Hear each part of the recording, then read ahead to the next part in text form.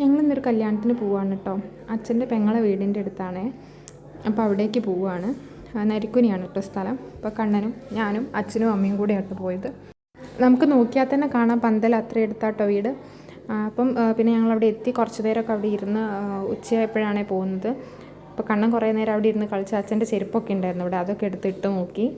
പിന്നെ എത്തിയപ്പോൾ തന്നെ കുറേ ഇലയും കാടും ഒക്കെ പറിച്ച് മുറ്റത്തൊക്കെ വലിച്ചിട്ട് അവിടെ ചേച്ചിക്ക് പണി ഉണ്ടാക്കിയത്.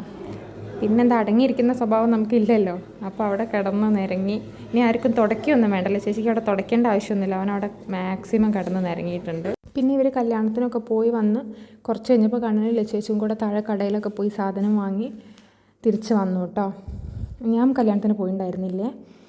അതൊക്കെ കഴിഞ്ഞ് പിന്നെ ഞാൻ വീട്ടിലേക്ക് കൊണ്ടുപോകാൻ പറ്റിയ വല്ല ചെടി അവിടെ ഉണ്ടോ എന്നൊക്കെ നോക്കി. കുറേ ചെടികളുണ്ടായിരുന്നു, അതിനകത്തുനിന്ന് കുറച്ച് ഞാൻ എടുത്തു കേട്ടോ വീട്ടിലേക്ക് കൊണ്ടുവരാൻ വേണ്ടിയിട്ട്. പിന്നെ കണ്ണൻ കുറച്ച് മൊച്ചിങ്ങയൊക്കെ എടുത്തുകൊണ്ട് വന്നു. എന്നിട്ട് അതുകൊണ്ട് വണ്ടി ഉണ്ടാക്കി കൊടുക്കണം എന്ന് പറഞ്ഞു. വണ്ടി ഉണ്ടാക്കാൻ എനിക്കറിയില്ലായിരുന്നു. അതുകൊണ്ട് ഞാൻ ഒരു ഇർക്കിളെടുത്ത് 2 സൈഡും കുത്തി തൽക്കാലം അങ്ങനെ അഡ്ജസ്റ്റ് ചെയ്ത് കൊടുത്തേ.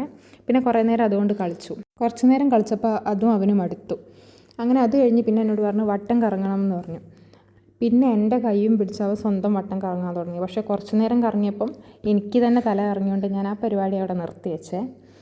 പിന്നെ നമ്മൾ ഇന്നവിടെ നിൽക്കണം എന്നൊക്കെ കരുതി പോയതായിരുന്നു. പക്ഷേ രാത്രി തിരിച്ച് പോന്നു കേട്ടോ. അപ്പോൾ ഞാൻ ചെടിയൊക്കെ എടുത്ത് തിരിച്ച് പോന്നു.